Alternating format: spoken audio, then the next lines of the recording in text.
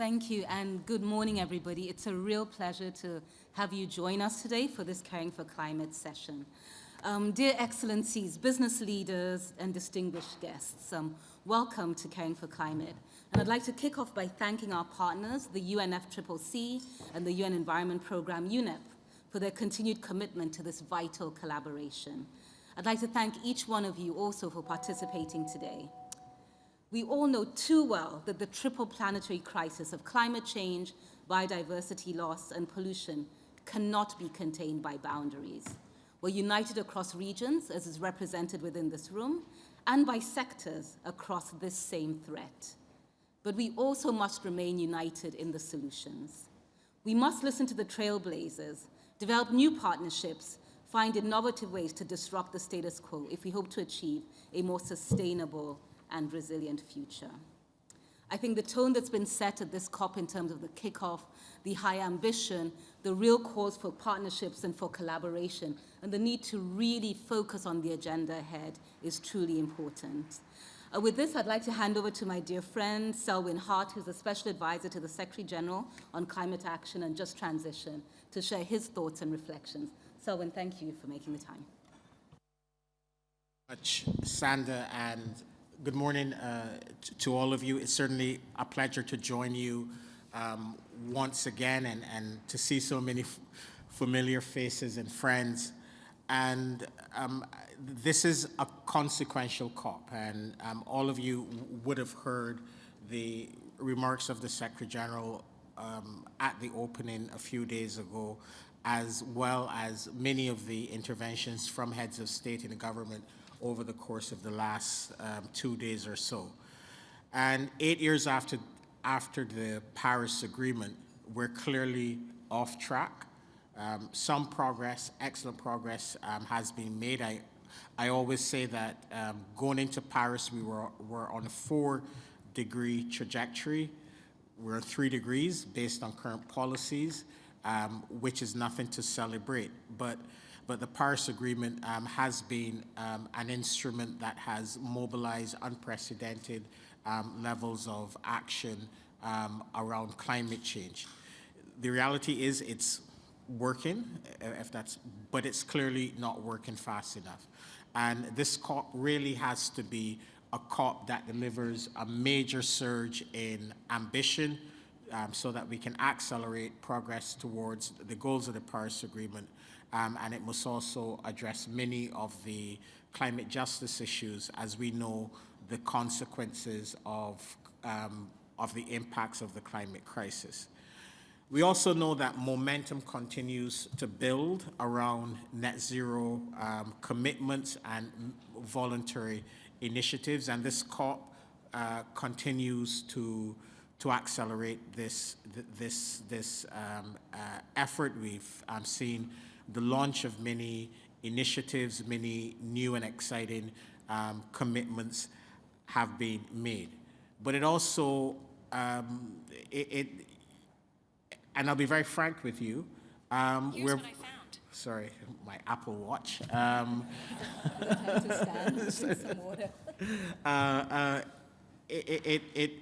We also risk accusations of greenwashing and distractions that the efforts and the initiatives that many of you are taking really is part of that universe. And we know that many of you, all of you in this room, there was a price for entry, and you met that bar for entry. So how do we work together to preserve the good work that you are doing, while at the same time ensuring that those who are using many of the initiatives and this space to greenwash, that these efforts are exposed. And this is why 2 years ago in Glasgow, the Secretary General created a high-level expert group on net zero commitments, and they produced a fantastic report last year, which clearly identifies what credible and high integrity net zero target setting and implementation looks like. And many of you showed up at the Secretary General's Climate Ambition Summit this year in September, just a few months ago, where you presented transition plans. And we also met with many of you after the Secretary General's Climate Ambition Summit, where we had a really frank and honest discussion with you on some of the challenges and obstacles you face in meeting really this important bar that has been set by the Secretary General and by the high-level expert group. We need credible transition plans. This COP is about that for governments as well. We are insisting that governments put on the table credible nationally determined contributions, which are the the equivalent to the 5-year transition plans that we expect from businesses, financial institutions, cities, and regions.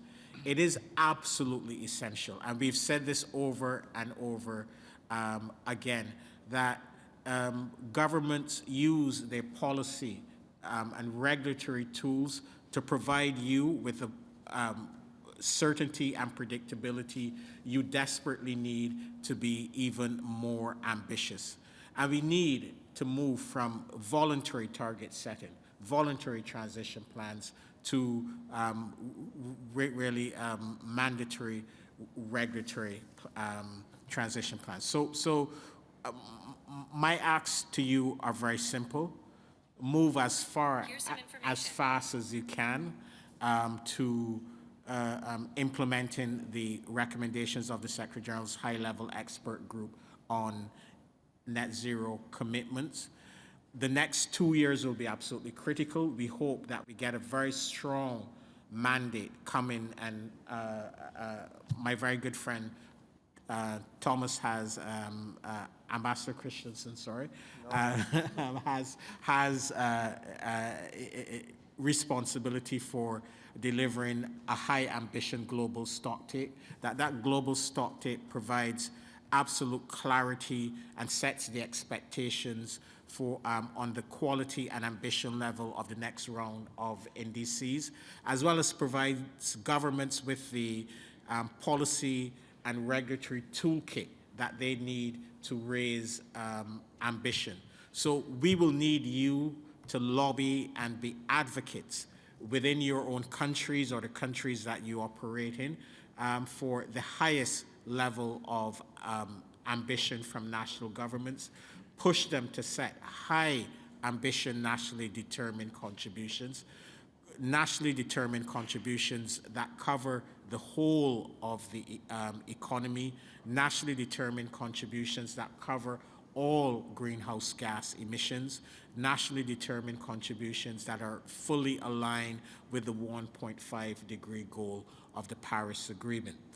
It insists that you have a seat at the table when the NDCs are being prepared and developed.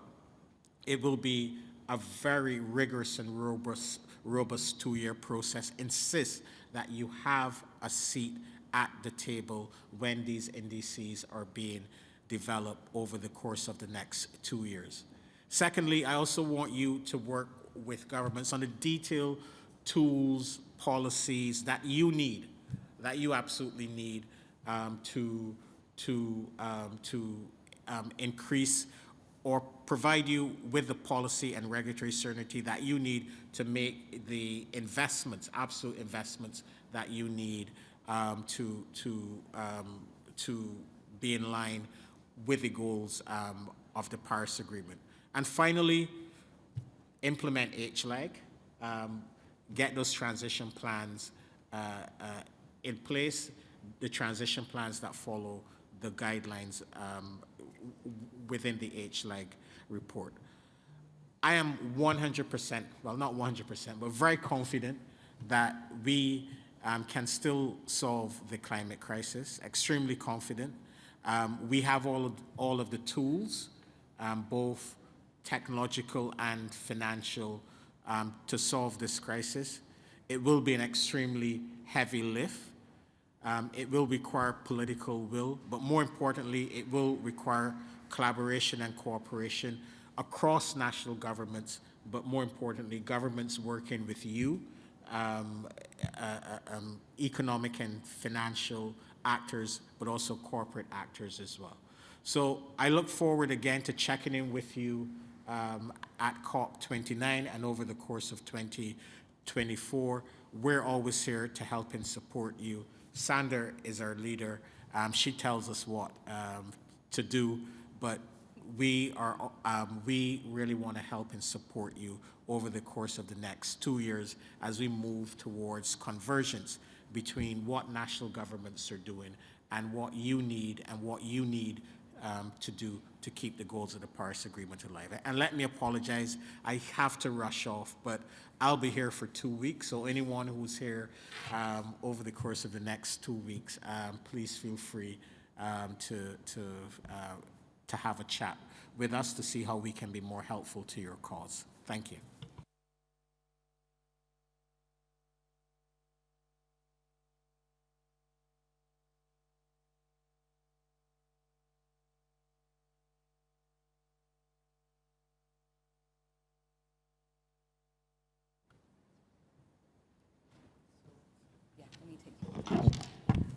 Thank you. Oh, now it is. Great. Thank you, Selwyn. Just as you leave, to highlight and reiterate the points that you've made, I think now more than ever, having the private sector sit in tandem with government, raise ambition, push for policy and an environment that really makes sense in terms of regulation, compliance, investments, and certainly credibility, absolutely important. And we're going to discuss some of that in our meeting today, as well as really focus on a couple of areas that are really critical to the agenda, biodiversity, as well as the just transition. But I fully take on board the real challenge and opportunity to have the private sector in tandem with governments really pushing and raising ambition. Thank you for your support, as always. Thank you.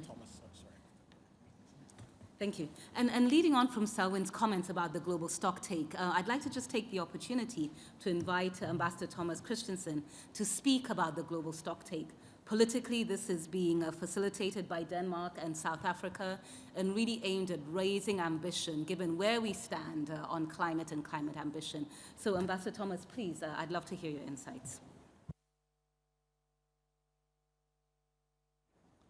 Thank you very much, Sandra, and good morning, everyone. And it's great to see that the Global Compact is really pulling its weight in terms of bringing the private sector to the table, and it's good to see many familiar faces around the table. We've been at this for many years, friends, and it never stops, it seems. We worked very closely with many of you 10 years ago for the then SG Summit, creating the strategy that helped us build the Paris Agreement, and somehow we are at a similar moment of importance, and Selwyn stressed this, but I also want to underline that for us, this is probably the most important COP since Paris.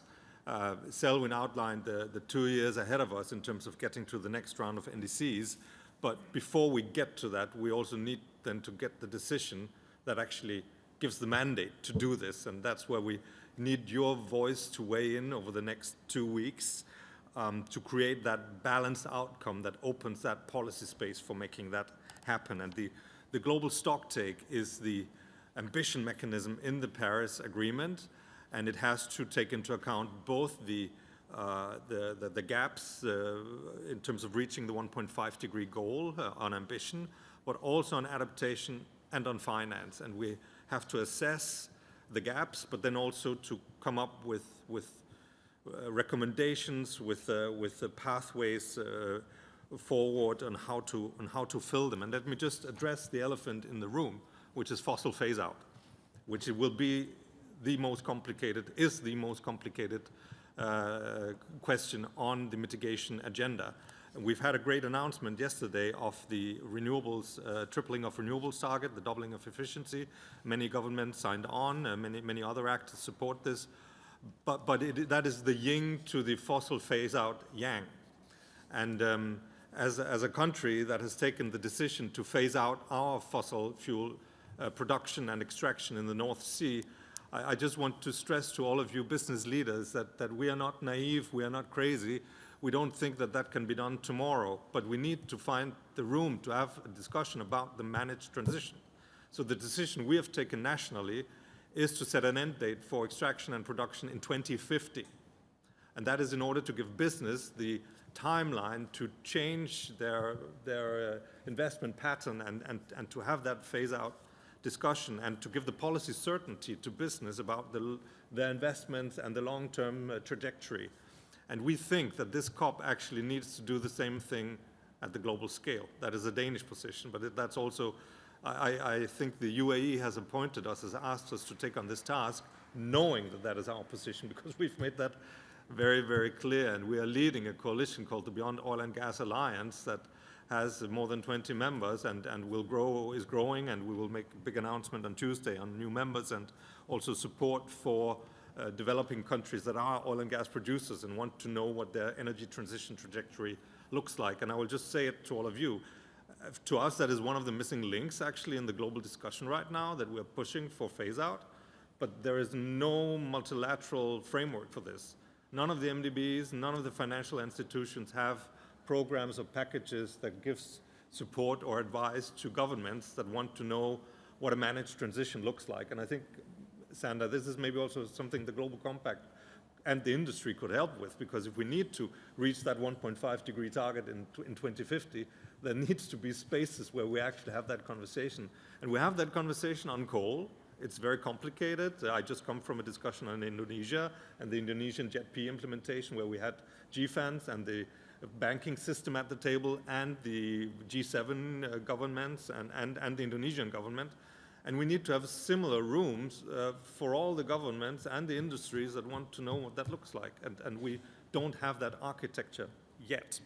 So the way you can help create that balanced package between mitigation, adaptation, and finance is really to highlight the opportunity of the transition to the governments that you work with, the ministers you meet, the negotiators that you meet, lobby and put pressure for a discussion on the managed transition, the energy transition, and then work on the implementation, as Selwyn said. And I think that trinity, the opportunity, the need for policy certainty, and then the implementation is really how we take this conversation forward.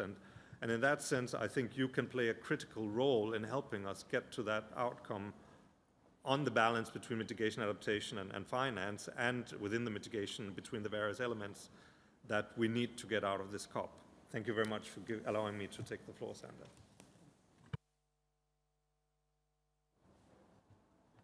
Thank you so much, Ambassador, for first, I think, sharing with us the importance of the global stocktake, but also, I don't think it's that much of an elephant, at least in this room, because I think private sector is very clear, and our Global Compact participants, about the real need to address fossil fuels and really get onto transitions that are meaningful and that are credible, and that really do look at what that transition looks like. We take to call your piece on the lack of, I think, standards and guidance and framework. That's come up a number of times, and our partners, actually I can see Luis across the table from SBTI, who has really led the charge in terms of developing standards and transition pathways. And we know that is something that I believe is in your longer term pipeline, but I certainly do agree.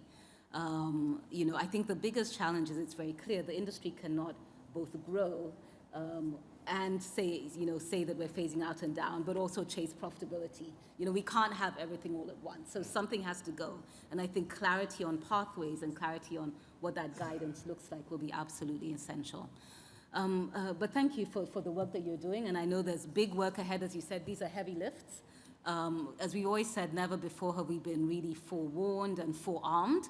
What really is we need to focus on is the implementation, the credibility, and the accountability. And some of that will come through in our discussions today. So thank you, Ambassador, for joining us. I'm going to move forward with the program and really look at the topics that we have at hand for today. And we'd frame today's dialogue around two key issues: nature and biodiversity, none of which is taking away from the real critical agenda around climate and mitigation, all additive. We only have one planet, one world, one environment within which we're aiming to do business. But I wanted to kick off by taking a hard look at progress thus far. During this UN Decade on Biodiversity, ended in 2020, as a global community, we missed every single target to address nature loss, every single target. The consequences of this failure have been no doubt devastating. In the Amazon, nearly 1 million species are at risk of extinction. The world's largest ecosystems, including, yes, the Amazon rainforest, major coral reefs, wetlands, are reaching tipping points. But at the same time, we've also seen pockets of success in how the business community, and some of you here, have the potential and have led the charge in driving progress on protecting and restoring biodiversity. Perhaps we don't talk about it enough, but it is absolutely critical to all of our businesses, our supply chains, and our long-term sustainability. Companies are learning that they can't afford to be left behind. If we put hard numbers to it, estimates are that 395 million new jobs and over $10 trillion in business opportunities can arise from nature-positive transitions. Last December at the UN Biodiversity Conference, COP15, nearly 1,000 companies attended, helping drive the new global biodiversity framework. It speaks to the points that both Selwyn and Ambassador have raised, which is there is no time in which the private sector voice is not needed. Now more than ever, showing up, speaking up, the power of the collective is absolutely needed to drive us to that tipping point, to push government's ambition, and also to drive accountability and credibility. We all know what we need to do, but we really have to find ways to bridge this gap between lack of ambition, knowing but not acting, I think is one of the biggest challenges of today. I hope we can all work together to start building these bridges. And pleased to announce that we at the Global Compact will be partnering with the UN Environment Programme World Conservation Monitoring Center, that's UNEP WCMC, and the Convention on Biodiversity, CBD, on a new Think Lab on nature and biodiversity. We want to take the opportunity to bring business leaders around the table to chart innovative thought on how we can truly move forward in addressing biodiversity and nature loss. This Think Map will aim to deliver strong corporate thought leadership and mobilization actions in the lead up to COP16 on biodiversity and the next COP, COP29. So without further ado, because we're here to hear from you and to challenge our thinking and our ambition, I'm very pleased to hand over to Matt Jones, who is the Chief Impact Officer of UNEP's World Conservation Monitoring Center, who will facilitate today's dialogue. So Matt, over to you. Thank you, Sandra, and thank you, everybody. So I'm delighted to introduce this interactive dialogue, Ending the War on Nature, Business Action on Biodiversity. We know that the biodiversity and climate crises are intrinsically linked, and so we'll discuss how we can best transform business models and strategies to be as nature positive as they can be. We'll not only hear about what our peers are doing from around this table, but we'll discuss how we can optimize collaboration, how we can pick up on these issues that have been discussed towards living in harmony with nature as outlined in the Global Biodiversity Framework. All of this is guided by two questions. What are the concrete corporate actions on nature and biodiversity that you have taken? Have they been successful? Have they led to nature positive outcomes? And what challenges did you face? Then how can government and private sector best work together? How can they collaborate? How can we bring successful examples of multi-stakeholder engagement and collaboration to the fore and at scale? So how will this work? How will we be structured? To take advantage of the roundtable setting, I will first give to two lead discussants who I'm delighted to introduce. We will hear from them first, and then we will come out to the table. So allow me to introduce, first of all, Ms. Futi Mahanyele Dabengwa, South Africa CEO of Naspers, and also Mr. Jorge Lopez Doriga, Chief Communications and Sustainability Officer from AJE Group. Thank you for joining us. So Futi, if we can, we will kick off with you. Biodiversity, as I've said, is intrinsically linked to climate change. So why then have we seen so much action and commitment from the private sector on climate, with little progress on biodiversity? To you, please.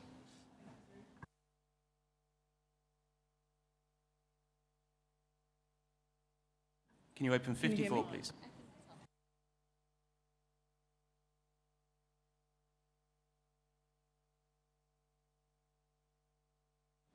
All right. Well, thank you very much, Matt, and thank you to the UNGC for this very important discussion that we are having today. And I think certainly when you look over the past 2 decades, there has been a significant focus on ensuring that we're having discussions and that we have all the frameworks in place to ensure that climate action is what is actioned on by the private sector. But global calls to climate action through treaties such as the Kyoto Protocol and consequent frameworks such as the Greenhouse Gas Accounting Protocol and the Science-Based Targets initiatives have until recently focused on climate action only. And I think, as mentioned earlier, fossil phase-out is a key issue. National level climate targets are a key focus as various actors within the national ecosystem, specifically business and industry, set out to achieve emission reduction targets. Broad biodiversity, such as task force and nature-related financial disclosures, have only recently been developed, with most of industry at the early stage of applying them and in the process of understanding the risks, the impacts, and the opportunities that are inherent in that.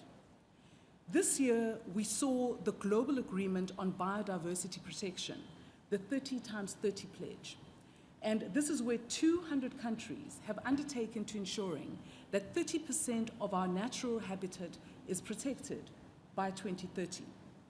This will now trickle down to the ecosystem of ensuring that we begin to ensure that we are uptaking this and we are committing to our biodiversity commitments and actioning that into the future.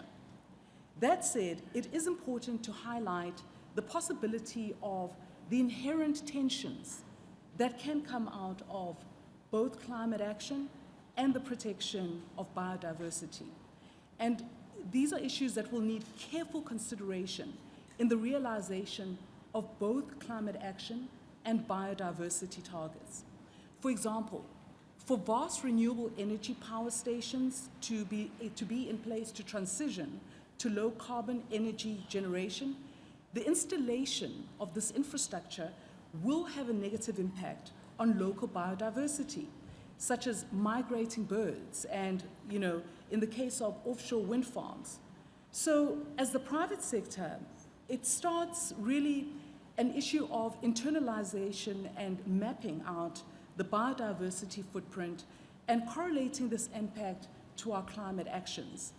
There will be a need for sector-based guidance and enabling frameworks to ensure that we don't have this issue of having climate action and biodiversity working against each other. The two are inextricably linked. And so from our perspective as NASPERS Limited, we absolutely recognize that biodiversity impact is linked to climate change. And we, as NASPERS Limited, have started our journey and have started so by first mapping out and ensuring that we have our diversity impacting using the WWF open source tool. And so we are really in line in terms of ensuring that we get to that point. This has helped us to progress on a deeper level, the analysis and ensuring that both climate risk and biodiversity risk are issues that we're able to make sure are understood, and we also ensure that our dependencies on natural resources within our own value chain are informing our pathway ahead of us. And so those are my remarks. Thank you. Thank you, Futi, for sharing your experiences. Over to you, please, Jorge. Okay, now you can hear. Thank you very much. Well, name is Jorge López Dóriga. I'm part of AGE Group. AGE Group is a Peruvian-based company, family-owned, and it was born in the Andes, in the middle of biodiversity. We are now in over 20 countries. We are the 5th largest beverage company. But what we really want to work in is we are in the 14 of the most biodiverse countries in the world. And okay, we are in Race to Zero, SBTI, we have a decarbonization in all our plan for all our value chain, but we really have to make a transition from the Industrial Revolution to a natural revolution. It is up to the companies to how can I, as a company, have a positive impact in biodiversity. It's not enough to have a decarbonization plan. The decarbonization plan comes from the Industrial Revolution. But now, how can I have a positive impact in biodiversity? Now, we work in the countries with the biggest jungles in the world. We are from Peru, second country with the highest Amazonian land. Now, what happens is being deforested dramatically. But people do not deforest the jungle because they're mean or because they're ignorant. They do it because they think that they have a better economical future if I cut the forest than if I leave it standing. What is the role of the corporations? They have to convince the world that the standing forest is economically more feasible than a deforested one. We make beverages. So what we did this project that we call Superfruits That Preserve Forest. What we did is we created this nature-based solution, working directly with now over 30 indigenous communities in the Amazon. We buy these superfruits from them, we make them into drinks and sell them to the world. What happens? They become the guardians of the forest, because if those trees have value, they're not going to allow anybody to cut them down. And they become the protectors. And what do they do? What they always have been doing, collecting fruits. So what we've done is we've gone to primary forest in Peru, in Ecuador, in Colombia. Also, we're working now in Thailand and in Central America. Talking with the communities and saying what fruits you have that we can put into drinks, and therefore you can have a revenue by protecting your forest. We're already working in 4 million hectares. And as I said, 20 communities in Peru and another 10 across Colombia, Ecuador, and Central America. Our pledge is we want to go to 6 million hectares. We want to go to 100 communities. Now, this is an example of a company that is, we make beverages, let's make beverages from protecting the forest. We have to convince the world that in our primary forest, the green gold has much more value than the yellow gold or the black gold, that the standing forest is the future of the biodiverse countries, that the competitive advantage of the countries with a jungle is their biodiversity. In this new natural revolution, the conscious user, we don't have consumers anymore. Consumers is a thing from the Industrial Revolution. Turned humans into consumers. What's the role of a consumer? Consume. We were 500 million people at the beginning of the Industrial Revolution. We're 8 billion people now. If we give the role of these people to consume, of course they're going to consume the resources. But now we have conscious users. The conscious user asks 3 things before they buy something. Is it good for me? Is it healthy? Is it good for society? And is it good for nature? So this conscious user is ready to pay much more for a biodiverse product that takes care of the communities and protects the forest than from an industrial monoculture agrobusiness product. And therefore, there we have the competitive advantage. The future is on the natural revolution, and I invite all of you to join us in this beautiful natural revolution, a way to protect and give value to the standing primary forest. Thank you very much. Thank you, Jorge. And with that, we'll move into the section of our agenda where we move to the tour de table. So I invite those of you who are seated at the round table to now consider the interventions that you would like to make. We're a relatively large group, such that I actually can't see people sitting at the bottom end, and certainly can't see anybody's names. So we will use the microphones, and if you press the button to request to speak, we will see a list in front of us, and we will be able to open microphones by number. I would encourage you, we are a large group, this is an exciting topic. To keep the discussion lively, please keep your interventions brief and certainly less than 2 minutes. So as a reminder, our guiding questions, we'd like to focus on concrete actions. What have you done? What has it achieved? And what challenges has it faced? And opportunities to collaborate. How do we take opportunities between private sector and government to scale? I see already that there are some requests for the floor, so I will turn over to microphone number 30, please. Thank you, Senda, first and foremost, for inviting me to be here today.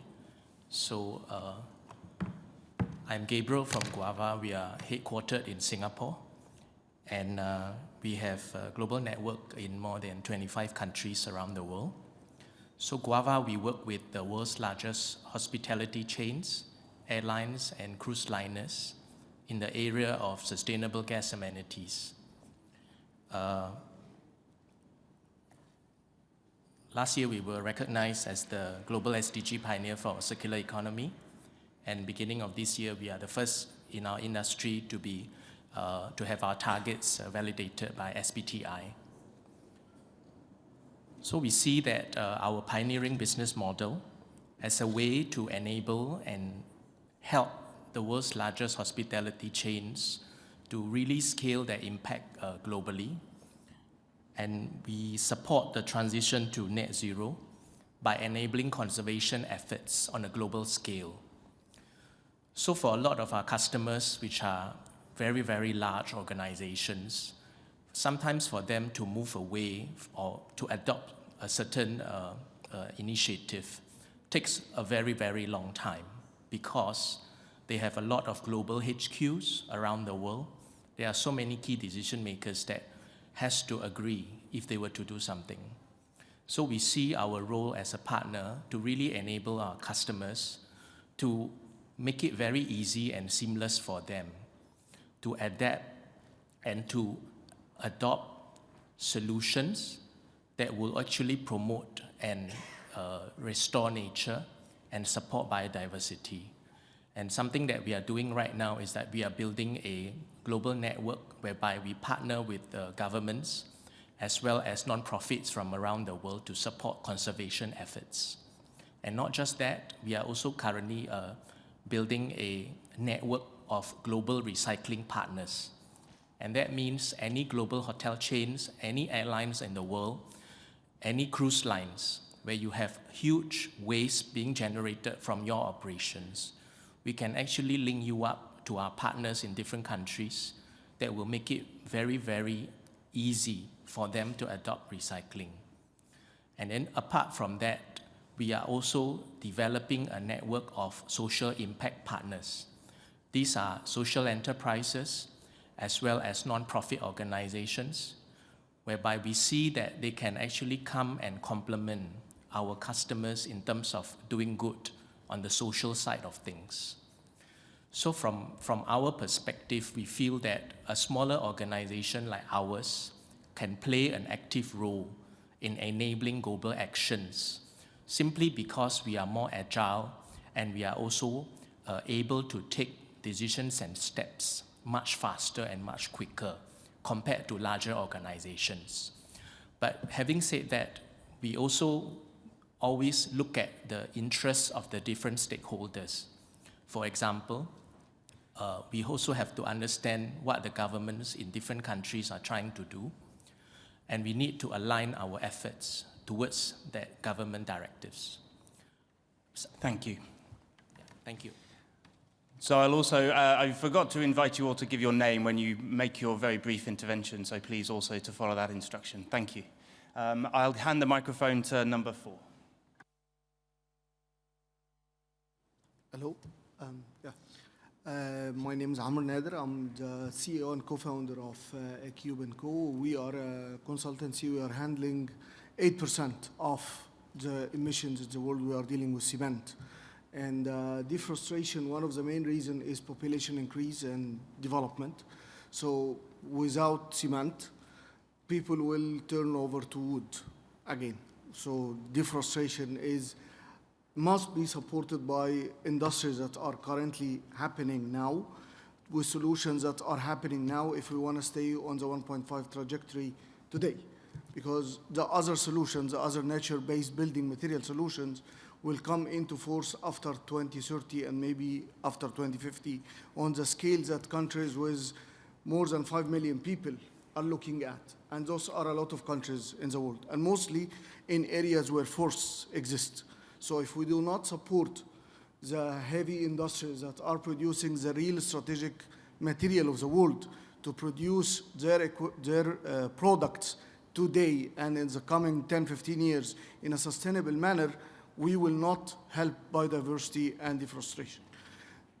That said, we are an SBTi company. We have our 2030 targets approved and 2050 net zero transition, and we are climate driven from day one of operation.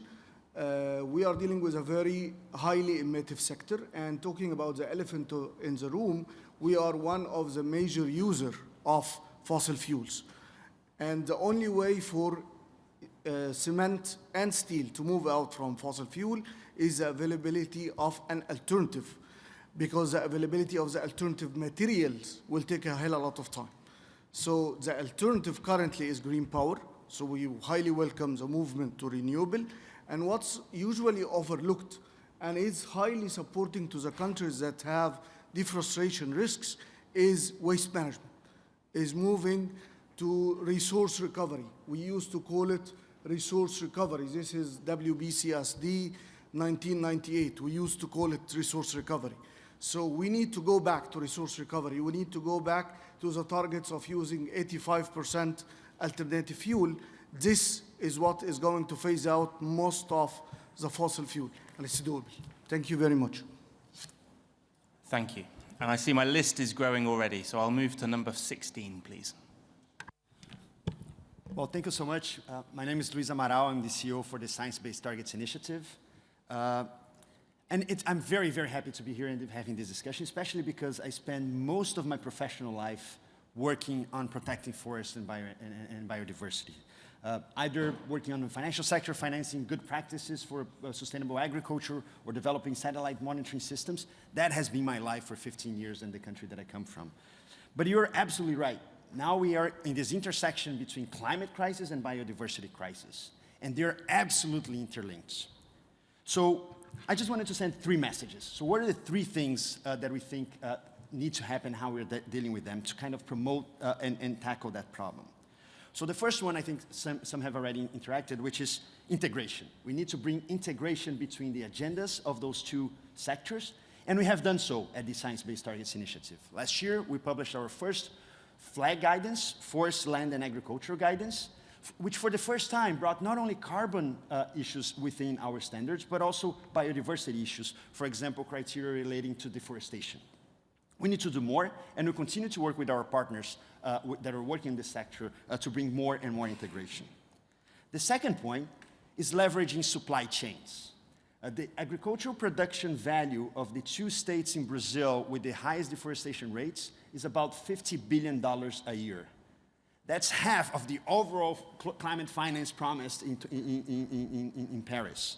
So supply chains are the machine that will get us to reduce the pressure that agricultural activities have on forests and other activities have on forests. So leveraging other companies on your supply chain and bring your suppliers in, so they are also committing to setting targets, so they're also committing to getting targets on biodiversity, is the machine that will help us protect and guarantee that we're maintaining our forests. And final point, reduce emissions. One of the biggest challenges to biodiversity is still the increased temperature raising. The Amazon, for example, is in a tipping point. So every ton of emission that doesn't go up into the atmosphere means additional trees that are not going to die because of the increased temperature on our planet. Thank you so much. Thank you. And we'll move to number 25, please. Yes, hello. My name is Solitaire Townsend. I'm the Chief Solutionist at Futoa. I also think I might be one of the only people around the table representing an industry worth $4 trillion, which is the cultural and creative industry.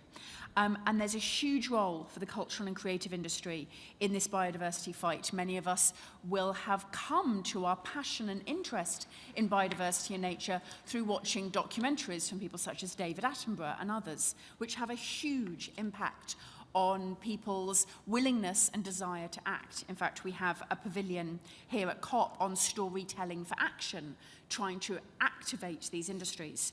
But all industries have a role in telling a different story about biodiversity, particularly through your advertising.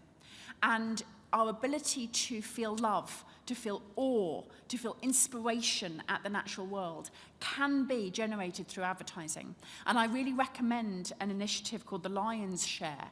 And the Lions Share enables and encourages companies to use biodiversity in their advertising and their messaging, particularly in terms of helping young people and children to understand the biodiversity that is in their local environment, not just from far-off places. But if you do so, to make a commitment to spend 0.5% of your media spend as a donation to environmental charities when you use the natural world in your advertising, because the natural world doesn't tend to charge for us using its beauty and wonder in the stories that we tell.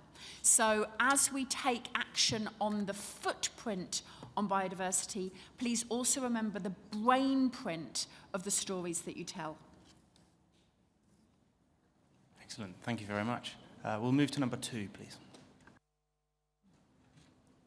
Yes, my name is Helmi Abulesha. I'm coming from Egypt, from the agricultural sector, where we are, since 46 years, working in organic and biodynamic agriculture. And over these 46 years, we could develop this sector, reaching nearly 2% of Egypt's area now in organic and biodynamic, improving the livelihoods of many, many farmers and consumers.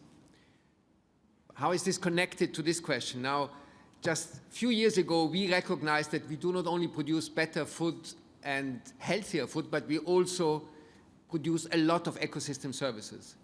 So in the organic and biodynamic movement, opposite to what is happening in the global scheme and in Egypt, agriculture is contributing to greenhouse gas emissions with 23% or something. Egypt, 20% in the conventional agriculture.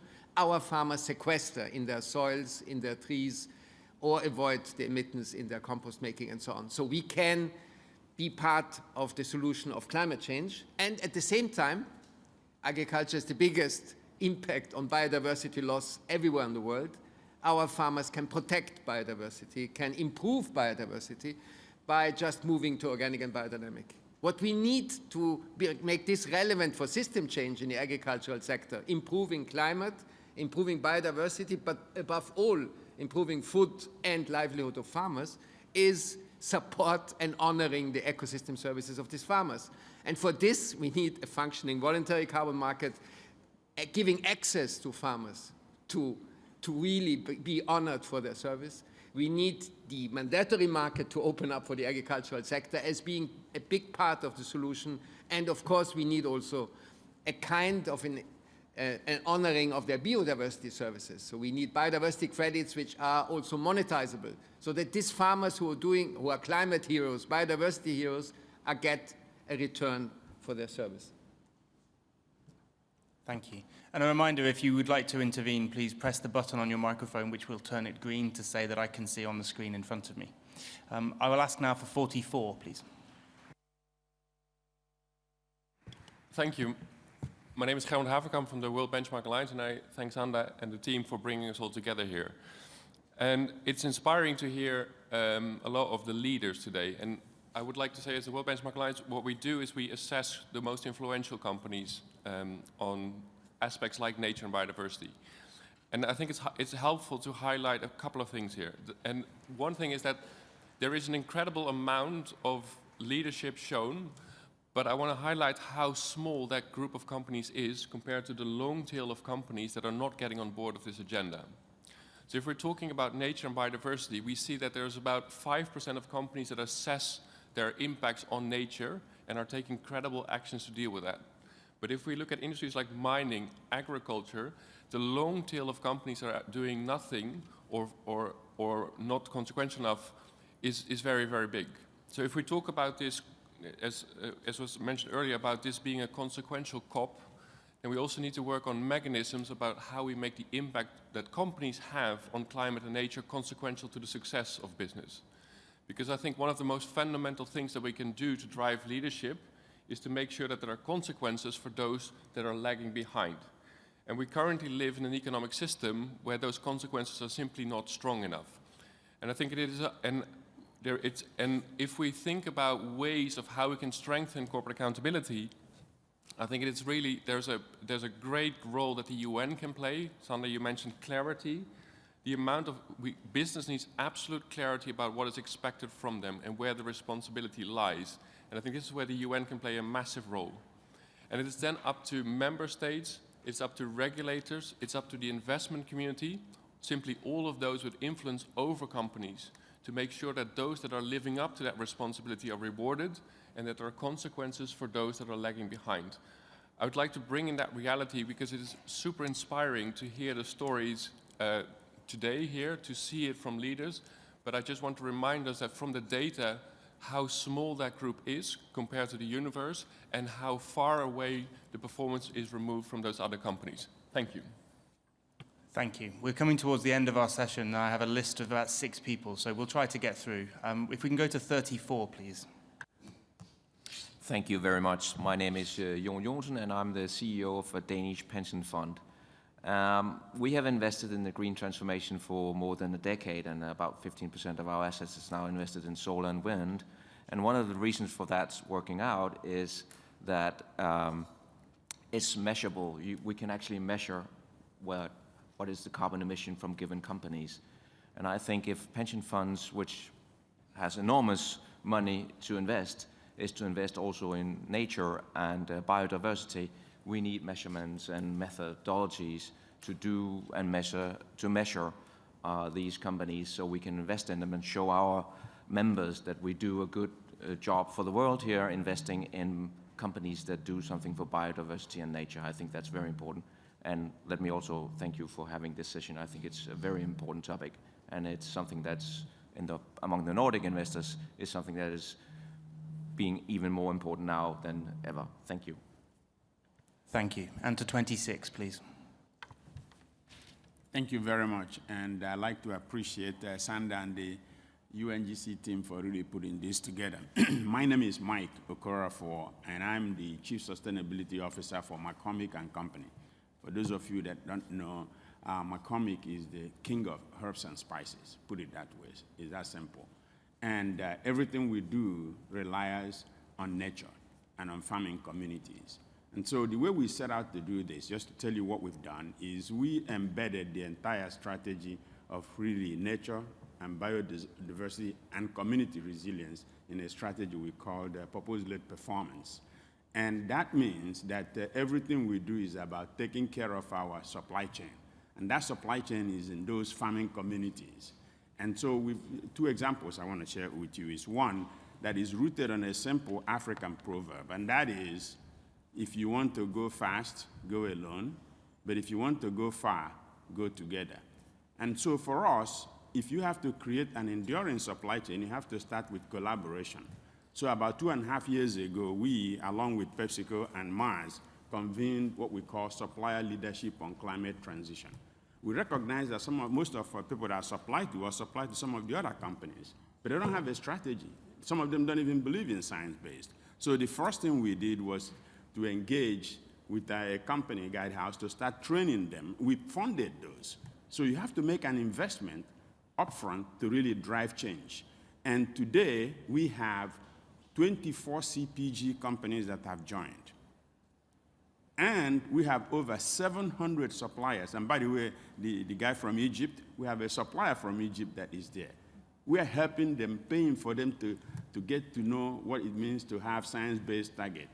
And by the way, we, McCormick, have both our near term by 2030 and net zero by 2050 validated by the SBTi.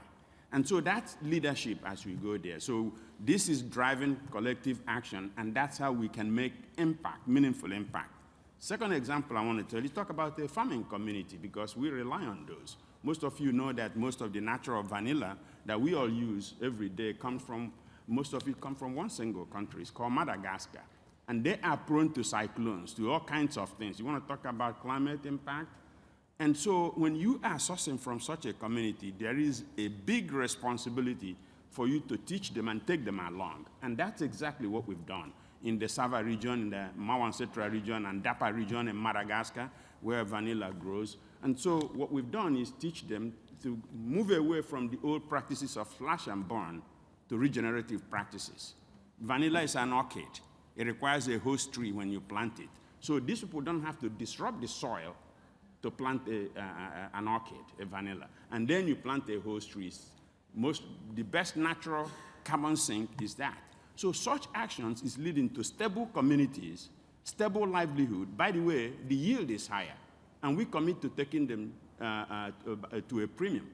The last thing we did in that community is aggregate them into cooperatives so they can reinforce each other. We don't own them, but we commit to taking whatever they produce without going through the middleman directly to us at a premium. So these are concrete things that we can do to impact this transition, and by the way, impact a just transition. Thank you very much. Thank you, and thank you for bringing concrete examples at what I'm afraid was going to have to be our final speaker for this session. I'm advised we do need to move on to the next part of our programme. So I apologise and appreciate those of you who were seeking to speak. I think we could have continued this discussion for quite some time. Perhaps we can do it outside after. So now I will hand back, I think, to Sander to say thank you for this session, but thank you for your interventions. Thank you, Matt. It's amazing how time flies when we get into real implementation and action. So apologies for all of those that we cannot accommodate. I think we're all here. This is a good discussion. We do want to be able to demonstrate actions that are being taken, challenges, but also opportunities as well. Allow me also to just recognize my board vice chair, Paul Pullman, who's joining us. Thank you, Paul, and I know you'll be intervening later in the session. So in the interest of time, I'm going to move on to the second part of the discussion here. It's been inspiring to listen to the examples thus far. I mean, Louise, you've heard SBTI being mentioned, I think, by every single person who has intervened here. I think it's a clear demonstration of the fact that, private sector is not afraid about transition. It's not afraid about credibility. In fact, if anything, what I've heard more than ever over the last 2-3 years is the call and the need for clarity, for guidance, and for pathways. So we appreciate the partnership and really look at ways in which we can drive this further, both sectorally and in other areas where really this guidance is needed. It's such a neat dovetail into SG's call for credibility. And I know some of us are attending a discussion with the Secretary General later this afternoon about really bringing the high-level expert group recommendations into being. So we're going to change gears now and look at the just transition to net zero. The Secretary General's agenda really puts a strong emphasis on robust energy transition plans. I think Ambassador Thomas also spoke to that, the need for clarity, phasing out fossil fuels, tripling renewable energy capacity, putting incentives where they need to be. We always know and hear that incentives are pointing in the wrong direction. The amount of subsidies that go into fossil fuels, if redirected to renewables, would be truly transformative for all of our work and all of our businesses. To support these goals, back in September, for those who were with us in the UN General Assembly High-Level Week, the UN Global Compact launched our Forward Faster initiative, which calls on business leaders to commit to concrete actions for a just transition while setting science-based net zero targets. We just wanted to run our Forward Faster short video as a reflection and a point to bring us all to clarity around the task ahead and what we need to do. So let's just take a look at the screens from the eyes of the future generation. Remember when a bed was a ship?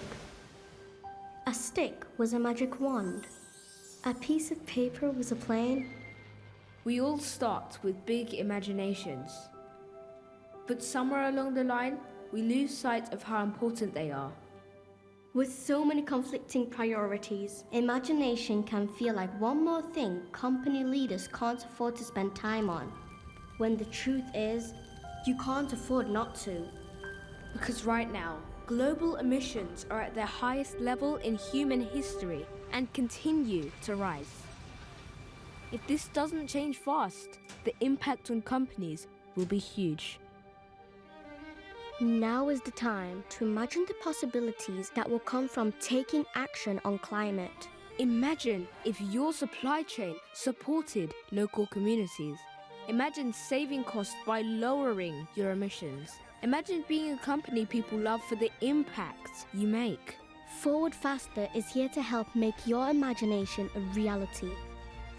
Start with these climate actions today. Join the companies moving climate action forward faster.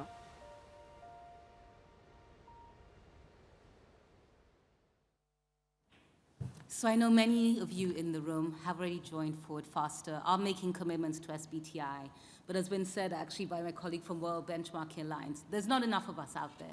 We still need bold leaders, we need transformation, and most importantly, we need collective action. And I think truly that's what entities like the Global Compact stand for, how we can bring the collective action of business to that transformative change.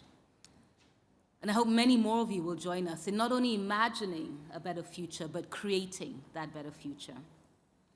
Now, when it comes to the energy transition, we can all agree that our workforces and our communities must be at the heart of our planning in order to ensure a successful and just transition to the global net zero economy.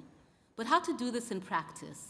Because I think one of the words that we've probably heard most often this year is the word the just transition. But what does it really mean in reality, and what does it mean for companies?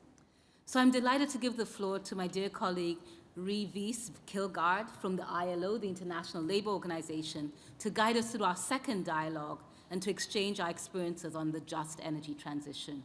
Over to you, Ree. Thank you very much, Sandra, and good morning to all of you. It is indeed my pleasure to moderate this session where we are, as Sandra has said, and the video also clearly outlined the need to discuss accelerating a just transition to net zero. In this particular dialogue, we will discuss not only how we can best center the climate actions on the needs of the people and of the rights and accommodate the rights of the people, but we will also look at how we leverage the partnerships with our peers, with the stakeholders and the investors, with the private sector, ensuring that actually everyone has a chance and no one is left behind. So there are two questions that will guide these dialogues, but before we get into that, we will, like the previous session, have two of our keynote speakers that will kick off with very succinct comments, the debate. And then we will follow with sharing the experience that we had in the first session as well. So it's my pleasure to, first of all, ask Mr. Mitchell New, and I think we are in a time where we need to refer to our seats as numbers. So if I understand correctly, you are seat 37. I'm just mentioning that so we have the audit connected well to you.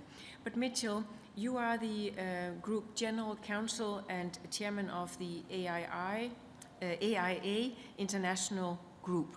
I would like you to succinctly kick us off. The floor is yours.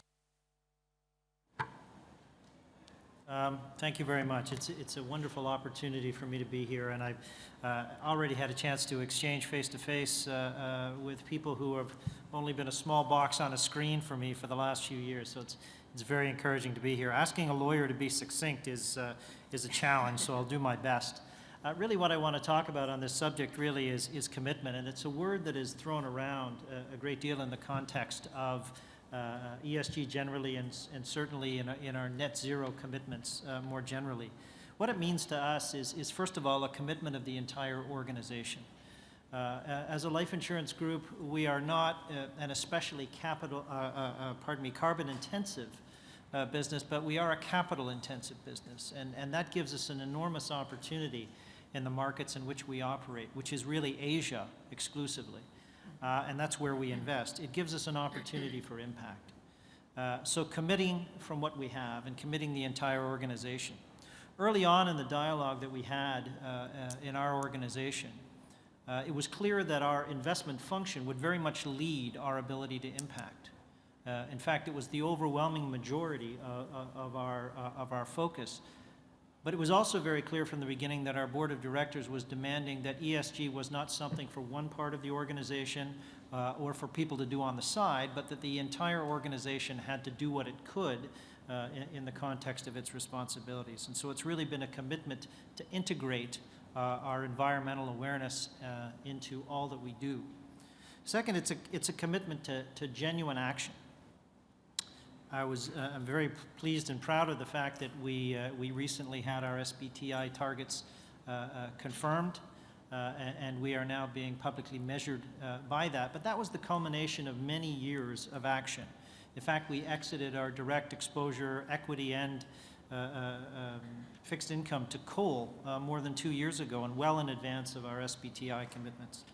And again, we've had people working on this for years. And the action includes education across the organization. Our investment function has mandated internally that all of our front and middle office staff in the investments function must be qualified through the CFA ESG qualifications. That's not something our regulators insisted upon. Our colleagues took leadership in that area.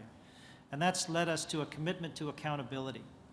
And I wanted to mention this because I'm sure we've all seen, and we've planted our flag with SBTI, but I think we've all seen articles, including recently, that some institutions with which we're all familiar have chosen to step back from SBTI. And that could be very discouraging. But the important thing, I think, is that we all are committed to accountability, to real disclosure, a robust disclosure and accountability. As I've said, we believe SBTI is the most robust and credible way forward for us. But all of us need to be committed to something that can be measured year over year and be willing to disclose and be held accountable. And that's been critical to our journey. And as a final comment, I do want to speak specifically to a just transition because it is a difficult discussion.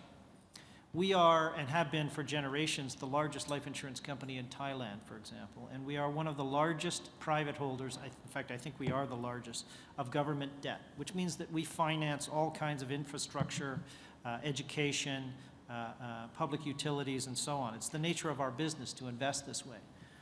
And we are fortunate to have on our board a former industry and energy minister for Thailand. And very early on, when we exited coal, as an example, he made it very clear to us that that means something to people upcountry in Thailand. If you cut off coal-fired power, you turn off economic opportunity for an entire swath of the population. And that is something that we need to engage on. And it's a difficult discussion. It's easy to say, in some respects, that we've exited from these assets. It's much more difficult to say that we're going to support a just transition, which will mean remaining invested in certain things over time that are uncomfortable, and in the short term, maybe even distasteful, but that it's part of a wider strategy. And that's not something I have an immediate answer to, but I can tell you that we are committed to the dialogue, and by committing to the dialogue, we're going to persevere until we have solutions. With a balance sheet of over $200 billion in markets like the ones I've mentioned, I think we have a significant opportunity to impact. And with over a century of operation in Asia, again, I think our aspiration is to lead. I'm looking forward in the first quarter of 2024 to opening our new headquarters in Hong Kong, and it will be the first building of its kind in Hong Kong. It will recapture water, rainwater. It will feed energy back into the grid through solar panels. And in the early days of its design, the Hong Kong government was going to penalize us in terms of the floor area for the building in order to put up the solar panels. That engagement took a great deal of time, but I'm proud to say that now Hong Kong will have an exemplar, a precedent for buildings that can really make a positive impact. So it's not always easy, but the commitment is key. And that's why we will persevere in this area. Thank you very much. Thank you very much, Mitchell, for this strong emphasis of the important loop between the commitment of the entire company, the fact that we need to really be committed to generous action and accountability.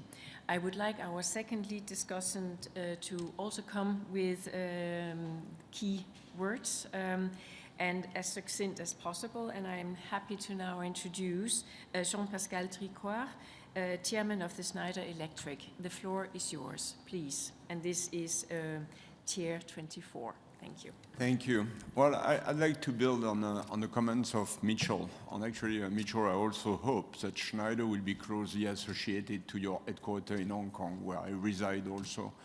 And we love to do net zero buildings. So I hope we can work on that together.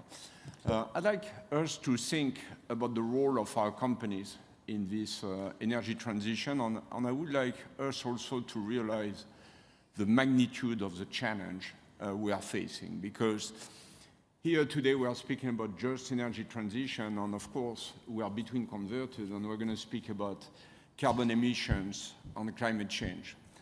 But when we speak about energy, energy is at the crossroad of sustainability and progress.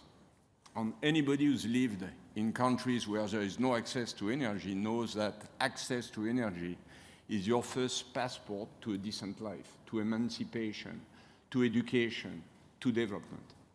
So I think we should never forget that aspect. And so we are facing this very difficult situation where we know we have to cut the emission by a factor of 2.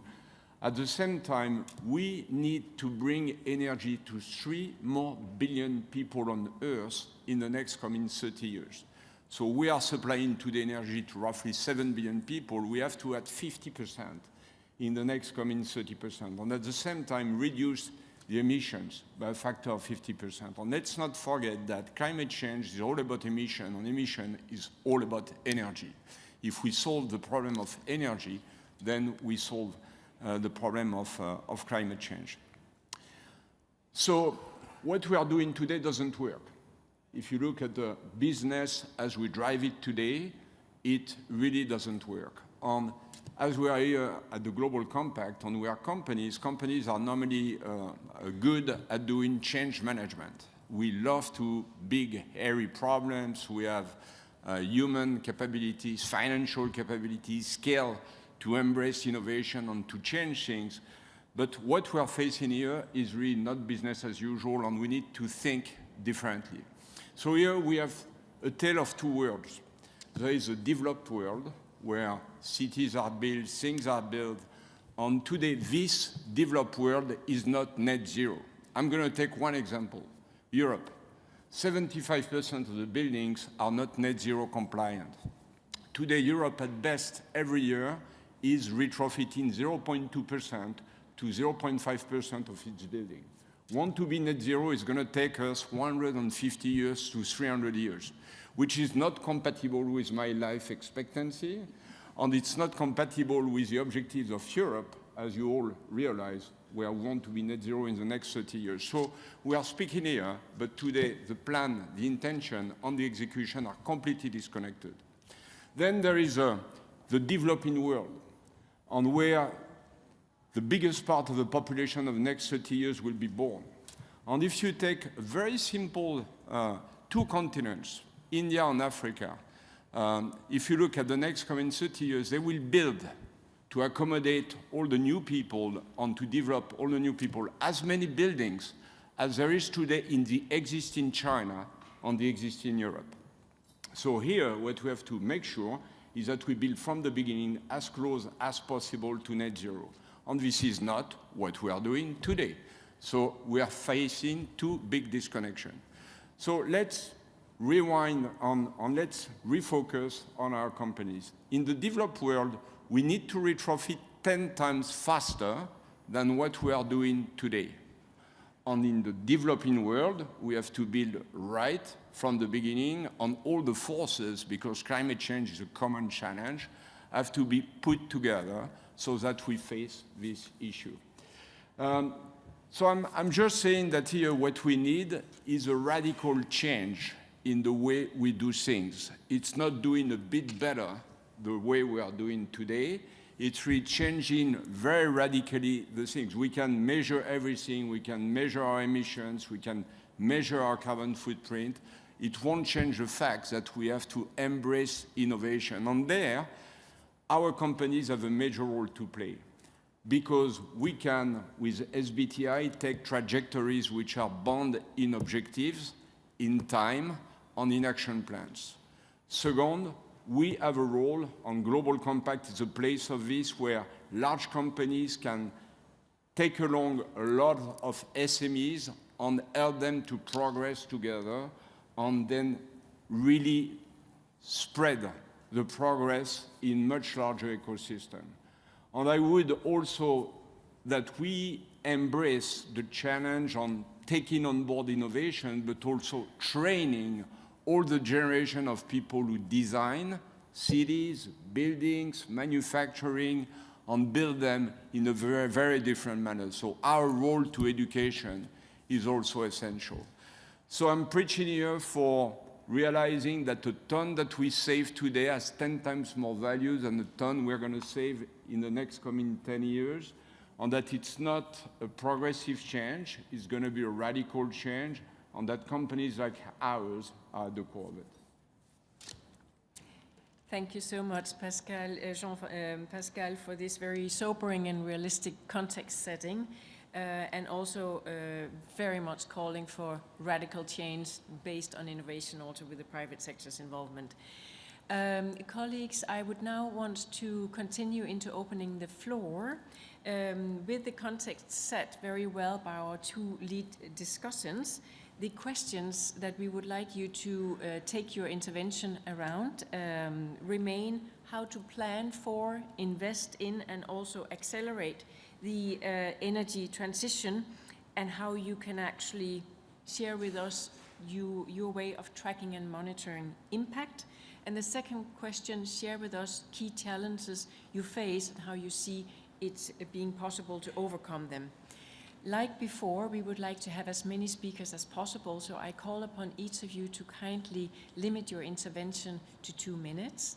And the mechanism asking for the floor is indeed that you push the button under your microphone and you will appear on this list in front of me. And I would like to kick it off by asking chair number 20, and I think that is Mr. Mohamed Tarek, to take the floor. Please, 2 minutes. I'm Tariq Gamal, chairman of Redcon Group. We're working in construction and real estate development, and I want to go straight to the point. Actually, back in my country, the construction and real estate is contributing to like 40% of the emissions, and I believe this is in many countries in Africa and other emerging countries. But we cannot, and the percentage of the green buildings is something next to zero, which is contributing to a great amount of these emissions. But the reason I will go to the financing. We cannot access to the finance because most of the finance is in hard currency, where we're having like great currency risk. So we're looking for like a kind of hedging technique which can allow us to access to this finance.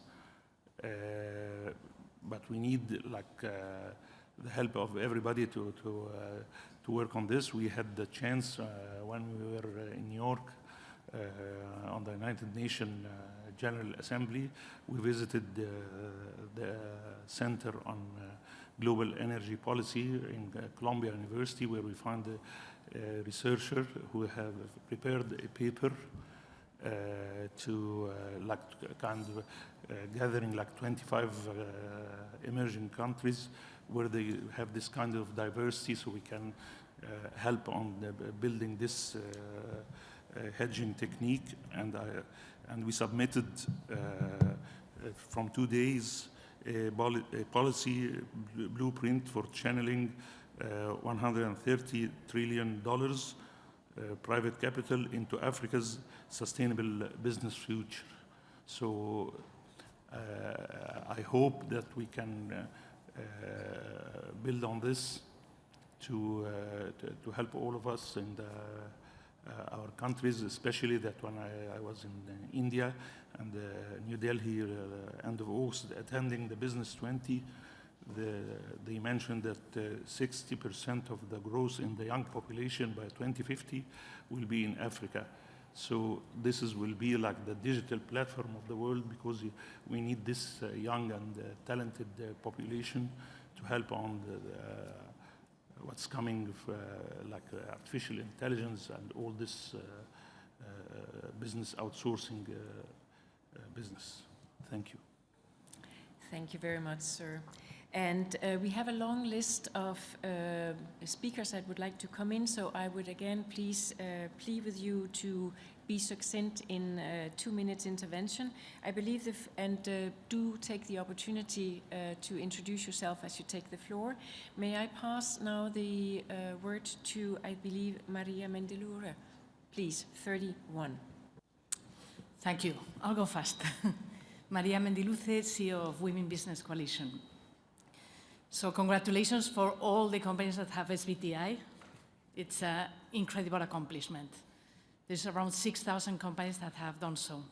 The sister organization of SBTI for SMEs is the SME Climate Hub. There are 7,000 SMEs that have committed to net zero as well. So in total, we have 13,000 companies, which is great. But you know that we need millions of companies, right? And the way to get to millions of companies is through advocacy and through regulatory change. And so I ask you to speak up during this conference and to defend what you believe is the right way forward. At Women Business, we launched a campaign, Fossil to Clean, whereby we are calling governments to include in the international text and also into NDCs the fact that we not only need to triple renewables, double energy efficiency, but we need to phase out fossil fuels and put a date. There are 200 companies that have signed this letter. And let me tell you, this is really important because we are doing the global stocktake. There is a 20 gigaton gap to what needs to happen by 2030. Well, if you do those 3 things, you can do 10 gigatons. So you talk about acceleration, the energy transition. It can only be done if you do those 3 things. Because if you have the regulations in place so that the next buildings are fossil fuel free, then we will go a long way. And so that's what we are asking governments to do. But I ask you, and as I was told yesterday by the Germans, when you talk to policymakers, speak up and defend the three inevitable actions that need to come out of this COP. Thank you. Thank you so much for that intervention, very important points as well. And I would like to pass the floor now to Mr. Peter Mørk on 23. Please, the floor is yours. Thank you very much. I'm Peter Mørk from large Danish pension fund, Pension Denmark. And in Pension Denmark, we have allocated funds to development of renewable energy for more than a decade now. And we have ownership of operating projects and projects under development all over the world, also in the Global South. And I'm pleased to say that tomorrow a new Copenhagen fund with Pension Denmark as anchor investor will be launched at this COP, and the aim is to raise $3 billion to finance the development of renewable energy with a total capacity of around 10 gigawatt in some 15 countries of growth markets like India, Mexico, South Africa, and Vietnam.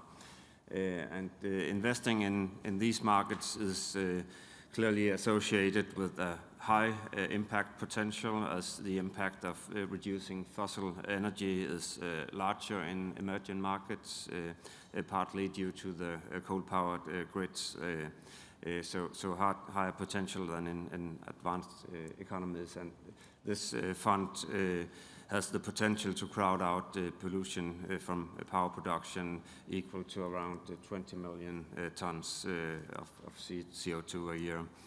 And also an important point is that the installation of huge amounts of affordable green electricity in Global South through private investments is an absolute necessity to have a just transition where the Global South can actually contribute without suffering. And therefore I strongly welcome the focus on this COP on bringing private capital in. And this growth market fund that we're launching tomorrow can, due to a strong project pipeline, stand on its own, but to achieve scale in this, we need to develop more instruments of blended capital, bring in catalytic capital in investments, and work on how to decrease the factors of risk, and then secure large scale and fast pace to these instruments. Thank you. Thank you very much for sharing this perspective as well. And I would want to pass, I believe, is it to Madame Boulos? So 59, please. Thank you very much. And my name is Rabah Boulos. I represent AP Moller Maersk. I'm the Chief Infrastructure Officer. So what I would like to do in these 2 minutes, actually to spend 1 minute on the journey that we have been together or on in Maersk, and then 1 minute on the key messages. Actually, for us, it all started with one. And what I mean by that is that it started with us ordering the first ship, which is Laura Maersk, that started sailing on green fuel 2 months ago. At the same time, also 4 years ago, we set some really hard targets to decarbonize and get to net zero by 2040. And at that time, there was no green fuel, and there was no demand, and there was no technology, basically. So we were placing a big bet at that moment. And then we ordered the ship, and the ship actually started sailing 7 years earlier than it was planned. And why I'm sharing this story is because we believe that when it starts by one, others also follow. So Laura Maersk was the first ship. We have 24 vessels more coming in the coming years, but also we have seen that our competitors have also followed. And we have now 180 or more than 180 ships that are going to be sailing on, that are dual fuel and can sail on green fuel, and are all being ordered. So my key message here is that it's really about someone starting, someone placing hard commitments, and the others would also follow. I think we have solved the chicken and egg problem with the order that we made, so that's a good thing. And then we also submitted our SBTI targets, so also that to show that our hard commitments here. Then I want to leave you with 3 key messages. The first one is that we know we are part of the problem. Logistics is 11% of the emissions. So we have to be part of the solutions. We don't see it as an option not to be part of the solution. The second point I have is that no one can do this alone. We need regulators, we need the customers, and we need all our partners to be able to move this agenda together. And the third and the last point I have is that we really need just an equitable transition that leaves no one behind. And what I mean by this is that there is solar energy, there is wind in countries like Egypt, like Morocco, where there's a lot of potential. So we need to have the infrastructure there to be able to use all that capacity to enable the green transition. Thank you. Thank you so much for this also very important experience. And we are passing on to, I believe it's Mr. Carey from 58, please. It's Aaron Kramer. I'm not John Kerry, if that's who you thought I was. Aaron Kramer, I head BSR, and I want to focus specifically on the just transition. Why is it important? It's important for 3 reasons. There's the obvious point of equity that we need to accomplish, because the energy transition is taking place on the foundation of an economy that often is inequitable. Secondly, there will be no energy transition if people and communities don't see themselves in it with a vibrant future. And that's one of the reasons why we see a lot of political pushback in my home country, the United States, but not only in the United States. It's something that we see in many places. Third is it unlocks economic activity, that a just energy transition will bring more people who have been excluded from the economy into being able to have livelihoods, but also be able to generate and receive products and services. So 3 reasons. In a world where there are many reasons to be pessimistic, one of the things that I think deserves celebration is the fact that the just transition is now much more firmly on the world's agenda than it was until fairly recently. That's fantastic. At the same time, and we've got the World Benchmarking Alliance here, their survey shows that of 320 companies, only 8% have a stated commitment to the just transition, and less than 1% have a real policy and practices that stand behind that. So there's work to be done. And I would say that this is a bit different than other aspects of the energy transition in that dialogue matters a lot. Place-based solutions matter a great deal. Capacity building is crucial. Finance matters, as always, and collaboration matters. So it is essential. It will smooth the path to the energy transition, and I think leave us with a better economy than the one that is fading away. Thank you very much for this input. And with that, I will want to pass to Mr. Peter Backer on 22, please. Thank you very much. Peter Backer, World Business Council for Sustainable Development. That alone takes up 2 minutes, but we have to be honest in this room that business is way off track. It's not just governance that do not deliver in the global stocktake. There's 37% of the top 2,000 companies have set a net zero target. Only 18% of those are on track to deliver it. We're way off track, business included. And that means it's inescapable that business will be held accountable. The only call I have, do not make it a compliance-driven accountability. CSRD at this point in time is driving quite a few of the resources in business away to check the lists instead of innovate and transform.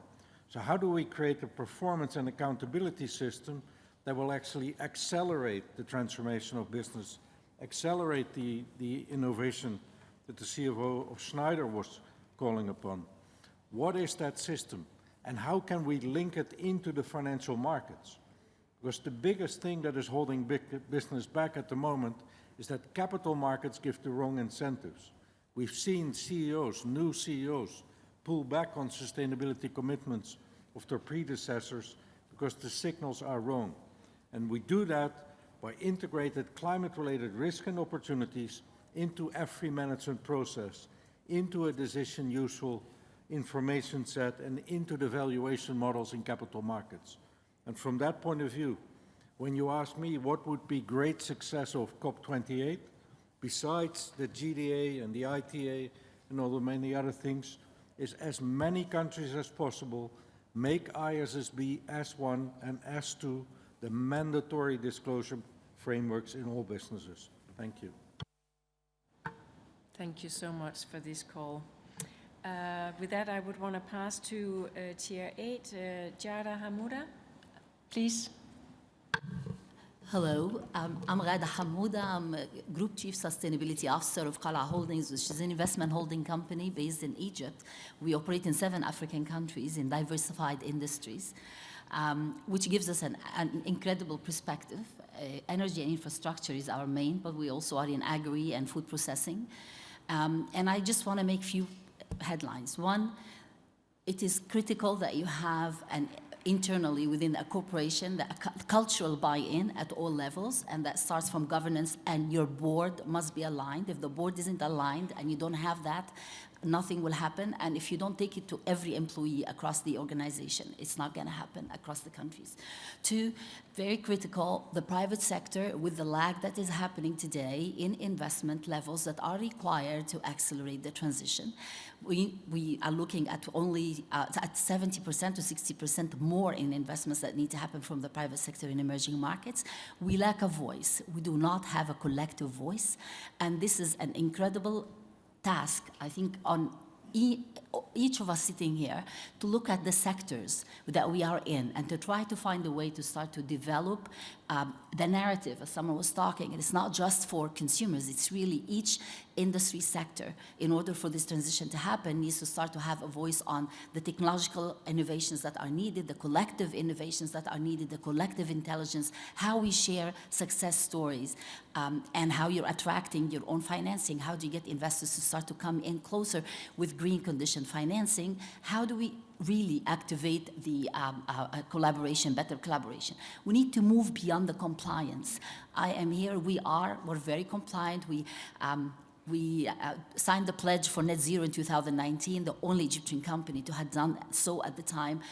We're doing all of the reporting, but I do think in order for businesses to come in, it needs to be more about value, and we're seeing more and more. There are a lot of business opportunities and a lot of investment opportunities, but the compliance and value pieces need to be worked on. Leading by example is very critical, as someone was just saying here. We try to do that in each of our sectors, but you need to also advocate and work with the government and the regulators. We worked on 2 of the mega projects and made them possible in Egypt, the solar plant, Bimban, and for 4.3 billion, bringing in blended finance, and that's a few years ago. And that only works if you work closer to the regulators, understanding the challenges, the policy making, and that happened because the energy sector, they started to listen to the private sector, they started to listen to our needs. So I think that collaboration needs to happen. I also want to talk about the hard balancing of how we accelerate decarbonization while we're trying to achieve justice and resilience. We are in the heart of the energy sector, and I can tell you, you have to have this courageous conversation on price, cost, and affordability. The gap that exists today and the speed, the scale, the impact we need to move on with will not happen if we don't have these honest conversations about energy security and equity, and how we have that collective collaboration so that we can truly come up with the right solutions that are needed. I think that we talk about technology prices coming down for solar and for wind. However, this is not the same as system cost. The questions of affordability, both in terms of ability and willingness to pay, the fairer access, the value adding, all these parts of the economies of transition need to be taken into consideration. And finally, investors and evaluators of the private sector as it is trying to comply. I think you see a huge gap between promises and between actual investments coming through. And we need to, and we're also trying to deal with, if you look at an emerging market, CBAM and a lot of taxonomies, and there's just such a fragmentation. We need to try to bring all of this together so there's cohesion, there's more global collaboration in bringing standards in a way that the private sector can operate within. Thank you. Thank you so much. And I'll be looking at our organizers to give me the time that we still have allotted, but I want to continue and hopefully we can hear as many of these very rich and important contributions. So with that, I'm passing the floor to 15. Mr. Suhali, please. Thank you. I'm Sharbini Suhali, CEO of Sarawak Energy. We are located on the Malaysian part of the Borneo Island, and we have made a strategic shift to hydropower development in the mid-1980s, and that has helped Sarawak transition from 92% hydrocarbon in our generation mix to over 70% renewable hydropower in 2015 through 3 of our dams, which we currently have 3.5 gigawatts of hydropower asset, and we are building another 1.3 gigawatts, which is due to be operational in 2029. And all of our projects are guided by hydropower sustainability standards and International Commission of Large Dams. And in there, environmental, social impact and biodiversity is a very big part of the standards. And we have been embedding social impact and biodiversity assessment and conservation in all our project planning and execution. And we are the first corporate body in Malaysia to commit to the business ambition for 1.5 degrees Celsius pledge. So we agreed to contribute to climate action through science-based targets.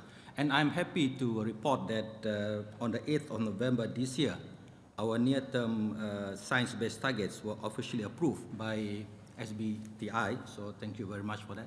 And so just back on Southeast Asia, there are many countries in Southeast Asia, and many of the countries are still in the developing phase, and quite a big part of the population have no access to 24-hour electricity. So affordability is key for us, and Southeast Asia as well consists of a lot of islands, and the renewable energy resources like hydro and wind are not necessarily located where the demand are. So I think for us, regional collaboration and partnership is key. And for Sarawak Energy, we've been driving the Borneo Grid, where we are putting interconnection to our neighboring states and countries, and also driving the Trans-ASEAN Power Grid to share the renewable energy resources that are available to us and help the whole region transition and also drive affordability and for a just energy transition. Thank you. Thank you so much. We still have 10 speakers that have signaled interest. We will be allowed the time to do 2 more. So my apologies in advance for those 8 that have asked for the floor but cannot have it. And I will kindly also ask now for the next speaker, and that is Mr. Per Stenmark on 38, please. Thank you very much at this important point of time. My name is Per Stenmark. I'm working for IKEA, the home furnishing company. IKEA has a vision to create a better everyday life for the many people. And at this point of time, what does it mean? Yeah, it means to drastically reduce our greenhouse gas emission and take a responsibility holistically for the challenges that we have ahead of us. So within IKEA, we're transforming our business, and we develop based on circular principles, clean and renewable energy, and regenerative resources. And we do that not only because it's the responsibility for us to do it, to echo what Peter Becker was saying, but also what our customers and coworkers are asking for us. And most importantly, it's important for the business. If we don't manage this, there will be no business to take care of in the future. So this is essential for all of us here. So we also recognize that the younger generation are asking more for us. They want us to be bold, they want us to take the decisions that are needed and not at least take actions here and now. And let me share a little bit about what we are doing. We have set our new recent climate goals, which means that we are reducing our climate footprint by 50% to 2030 and a 90% reduction for 2050, reaching the net zero commitment that we have. And what is important to state here is that we're using this without carbon offsets, because we firmly believe that we need to address the root causes of climate footprint within our own value chain. And we own our own value chain, and we can utilize the leverage in the value chain to reach our goals here. And the key components in our strategy for reduction of the emissions is a transition to 100% renewable energy, electrification, and increased energy efficiency. It's about reducing the footprint from our IKEA product range through low footprint materials. And it's about to transform into a circular business aiming for only renewable and recycled materials. And we are doing this by not leaving anyone behind. And what does that mean? Yes, it's about to continue a social dialogue, how we should do this, enabling decent work, upskilling and reskilling to be able to have a workforce that are committed and fit for the future needs that we are into together here. And our ambition is to enable and inspire the many people to live a sustainable and healthy life, meaning that we are combining sustainability and affordability. It's not about the luxury for the few. We want to address sustainability for the people with the small wallets. And by this, we will make the movement together in big scale.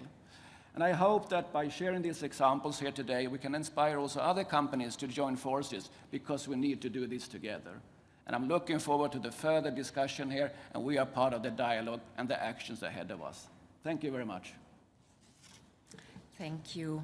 And again, my apologies to the many speakers that still would like to have come in, but we unfortunately need to approach the closure.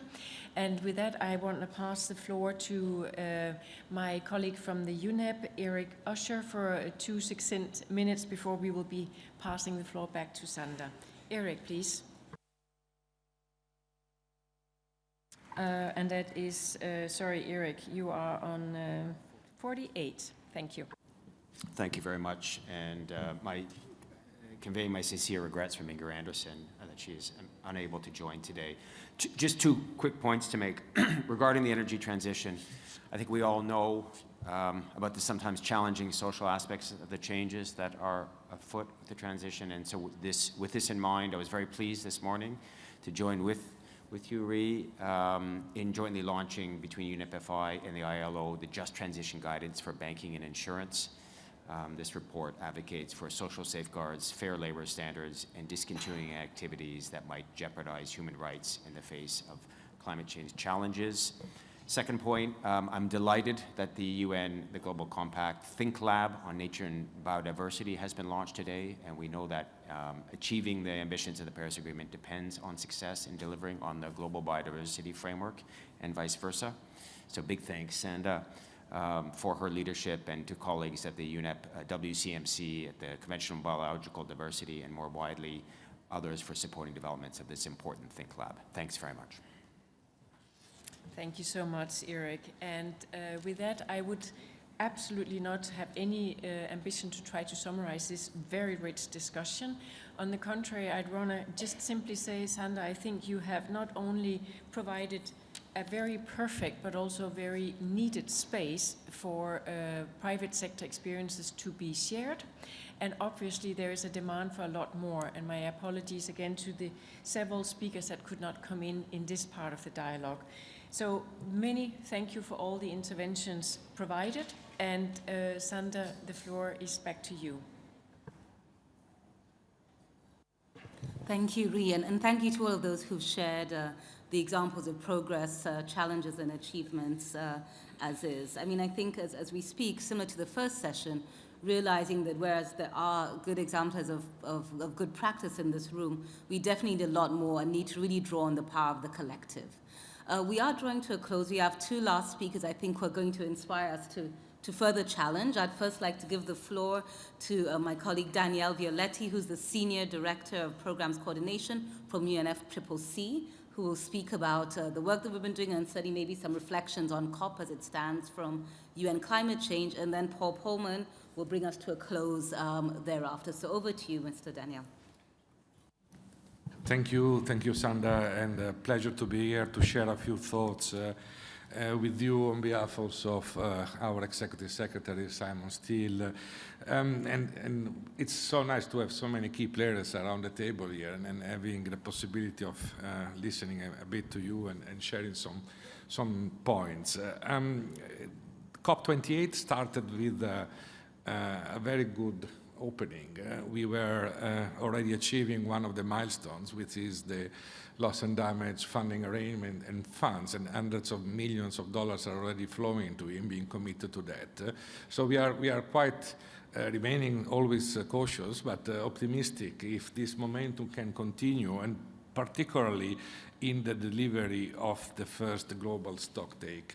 Now, the global stocktake, so hopefully by the time of the 12th of December, we will have a solid decision in which not only take stock of what we are short of, which is very clear, but it's more looking ahead. And one element in the global stocktake that is really critical is how the new round of NDCs will look like and should be in 2025. So we have this important moment of raising ambition of parties so that this can be translated in new NDCs. Because before was mentioned the UNEP GAP report, of course, we are far from where we need to be. We are on a trajectory on really 2.9, which was a disaster for the planet, for all livelihoods. But also I would like to refer to our NDC synthesis report that came up also a couple of weeks ago, indicating, yes, there is a positive trend, but commitments are far, far from where we need to be. So this is where also your role, the role of the private sector, is so critical, because we need this system transformation, and you are the one who can not only demand for that but make it happen. And we need to unlock trillions of dollars, redeploy them to meet the new global investment needs, and fundamentally both the public and the private sector, they have to work together under the Paris Agreement to achieve this. So we are, always been, and we continue to be fully supportive of the Caring for Climate initiative. It is such an important platform, but also all other coalitions that are committing to more action and more ambition. So what we're really looking for business in this spirit of collaboration with governments and in increasing the society resilience as one core element, increasing green finance, and advocating for a just green recovery, so that all the investment, financial flows, everything is aligned with the goals of the Paris Agreement. And as governments, they embark on preparing the new NDCs. And let's not forget that next year is also the year when the first transparency reports are coming in. They are mandated to come in 2024. So each country has to report on the Paris Agreement, where they are and what they have achieved or not. So these are all the moment in which the Paris Agreement implementation is in full speed. And you have to be a really key player also in that, to make sure that governments are accountable and everything it's really on track. So I think I can stop here because a lot has been said already. But thanks again for your commitments, your effort, and your partnership with us, and we look forward to continue that. Thank you. Thank you, Danielle, and we, continue to encourage, obviously, all of the efforts that are going on during COP and get us to a great and successful outcome as we can. I mean, count on the Global Compact and our businesses to support the work there. Let me hand over to Paul Pullman. Paul, you've been listening in. I know we always have healthy debates about what more we need to do, the power of the collective. We've talked about compliance, incentives, regulation, all of the pieces where business really needs to rise to the occasion. So I'll hand over to you, Paul, to bring us to a close. Yeah. And thank you to all of you very much in advance. I know we probably run short of time after Paul's comments, but thank you for your time and thank you for your attention. Over to you, Paul. Thanks, Sanda. And, well, yeah, let's give her an applause first. Thanks, Sanda. For the interest of time, I'm going to be Dutch. So first of all protocol observed. And when it gets to climate change, we should put these politics aside, as far as I'm concerned. You know, I always look forward to this Caring for Climate gathering because, first of all, the team of the UN Global Compact does a tremendous job. So not surprisingly to me, but surprisingly to many. Since COVID, we've more than doubled our membership. It's now 22,000. At the same time as we put a membership fee in place, people said this is going to be suicide, but the need for learning from each other and for driving each other to best practices has never been higher than it is now. So that's very encouraging. I'm also getting very encouraged by always being here because you give energy, because your company is obviously selected and not representative of what's happening in the world. But you are companies that show that things can be possible, that you can be on the glide path to the Paris Agreement, that we have the technologies to do that we can do that in an economically viable way. Unfortunately, not many people know about it clearly because we're way off where we need to be. So we need to work harder making that clear, that it is good business sense. At the end of the day, if the economics drive it, and we make clear to people that we drive it, then hopefully we'll get a little bit faster adoption than we see now.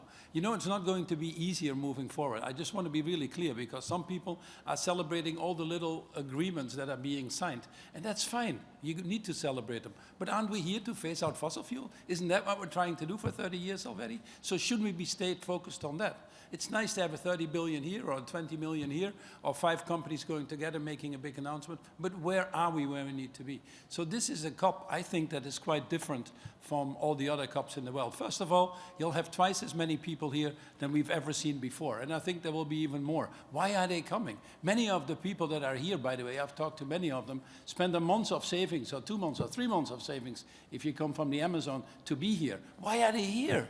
They're just here because they want to live. They want their children to live. They want to have a little chance, and the door is closing on them every day more. Go to the green pavilions in the green section instead of the blue section alone. Talk to all the young people that are here. Talk to the indigenous people. The stories are getting more desperate for them, and they're looking at us and saying, what the heck are you guys doing here? That's why we're here, so don't forget that. This is a more holistic COP for the first time. I think we've made progress. We're now talking food and land use, we're talking biodiversity, we're talking oceans, we're talking food systems, we're talking health, we're talking just transitions. We've never really done that. But first of all, we're starting to realize that this is a major system change for all parts of society, including for business. And we're starting to realize that the energy transition alone lets us grossly short of what we need to do. the key thing is here is that I think this COP is going to be a COP of realization, 100%. At least it is for me, I tell you honestly. It's a realization that there are lots of people out there with cowboy hats, but they don't have cattle. It's a realization that there's a lot of talk, but not much action. It's a realization that we that are responsible for solving the issues that we've created ourselves are incapable of doing that. The 100,000 people that are now here represents hundreds of millions of people in the streets. And they will be here next time if they get a chance to do so. And that's a good thing if we realize that we can solve it. Because perhaps then we come to the realization that the biggest thing that is the problem is us standing in the way. Our credibility, if you ask me, is at stake. The credibility of companies is at stake. For the first time, I can see very clearly the enormous bifurcation between companies that I've never seen before. And it's not even fun anymore to have CEOs explain things when you just know that these companies don't do anything. It's just easy now to see. Perhaps AI is doing that or helping us on that one. And the same on countries. It's now easy to see who boycotts and who's willing to go. And that bifurcation, I think, needs to be clear to all of us. And I think it's not anymore that we need to convince them that this is needed. It is that we need to go after the ones and exclude them increasingly with different tools, be it legal tools, obviously, which I would advocate, or any other things, to either get them in line or get them out of line. There's no option anymore, and there's no time anymore to do this. I think many of them are not fully understanding the difference between linear and exponential. You know, the Forward Faster initiative of the UN Global Compact to raise the ambitions, to make them tangible, to make them accountable, to report on them in these 5 key areas like living wages, like gender, like climate, like water, like sustainable finance are spot on. And I know that that is what we need right now from all of our members. If the 22,000 members of the Global Compact fall out of line to the ambitions that we now need based on what science tells us, you can't really be a member of the Global Compact, because then you're a cancer in the system that pulls the others down. So go back to your companies as well and say, am I really at these standards? Am I really in line with what science tells me? But more importantly, am I holding everybody in my value chain responsible? When we talk about net positive or courageous companies, it's the companies that take responsibility for their total impact in the world. There are too many companies still that think they can outsource their value chains and also outsource their responsibilities. Only 37% of companies have scope 3s, they say. Less than 5% is qualified on science-based target. Less than 4% is talking about nature. 50% of companies are not aligned with what the trade associations are preaching out there versus what they say publicly. You know, the biggest price that these companies are paying is with their employees. I wouldn't want to work for them anymore. In fact, we found in some of the studies that over 75% of employees consider quitting companies because they don't trust the CEO anymore, or the gap between say and do is too high. And then we're all talking about having a hard time getting the right people in or engaging our employees. I know it's not true for you, but how do you get the other companies there? Because it doesn't serve anything for us to be there in the minority. In the finance industry, by the way, less than 5% have net zero targets. All of them, and if not more, are lending heavily to the fossil fuel industry. And these are the same companies that you probably bank with. I call that scope 4, 5, or 6. That's our responsibility. That's our money that they're spending on these things. We need to rise up to that. You know, let's talk about the oil industry for a second. 97% of the oil industry here is spending 30% more than they spent last time on incremental exploration. They're exploring oil now at twice the level of what the world needs in the first place. And yet the finance industry finances that, knowing that either the world goes to pot or all these assets are stranded, but for some reason the money keeps flowing. By the way, that's your money. It's your money you generate in your companies, in your pension plans once more. You know, the 97% of energy companies, they only spend about 2% of their capital on green energy. That's just a joke. They're not committed. They're in a business that they've chosen, and they've also chosen not to transition. That's fine. They might not have the skills, the capabilities, the knowledge to do so, but then let's recognize it. Let's just tell each other that they are not part of the solution, that they're part of the problem. And the idea that everybody and poor people also need energy, we understand that. But if they really need the poor people need energy, let's give it in a way that doesn't give them all the suffering that climate change is causing. We're losing hundreds of millions of people's lives already because of them. Are we going to double that by making the output of fossil double to give these poor people more energy? You just tell me where the logic lies. This whole carbon capture storage, by the way, the energy that is needed for that, if you want to really get to targets that some of these guys talk about, it's bigger than the energy need of the total world that we have. And by the way, the carbon emissions that come from the capturing of carbon capture and storage makes that it's probably only a 10% benefit. On part of the solution, that's perhaps less than 5%. It's just what they're trying to do is put foo-foo dust in your eyes so that you're starting to dream and believe them. We have to really change, all of us. And we know we have those solutions to do it. So this is not anymore a cop out. This is a cop where it's a cop in, a cop of realization, a cop of driving to this higher level of awareness that this is now finished. That's really what I want to say. So at the end of the day, you show we have the technology, we do. We show we have the money, we do. We show that many of you have shown that the whole thing can work. So what stops us now? What stops us now is the people that deliberately work on stopping it. And this is where our leadership comes in, and frankly, our leadership needs to go to a higher level. And that's, you know, was a difficult political process. I know, with many of the geopolitical tensions we don't like, this is the moment for business to step in and fill that void. I've seen over and over and over and over that if we get enough businesses to get together in partnership, first of all, get your own house in order, that's a given, but then in partnership and face these tougher challenges collectively, then the politicians will go along. They are yearning for us to come forward and help de-risk their political process. And I know it takes courage. It takes courage to take responsibility for your total impact in the world. It takes courage to set targets in line with science. It takes courage to work in these partnerships. And I'd be the first one to acknowledge that it takes courage to go to politicians these days and try to convince them of something. But if we don't have that courage, which by the way comes from the heart, it doesn't come from the head. If we don't have that courage, I can only tell you we're not worse running these companies for which we are being responsible right now. So I wish you all good luck in the journey. If you don't feel uncomfortable in this, then you're probably not setting the bar high enough yet. Thanks for your time.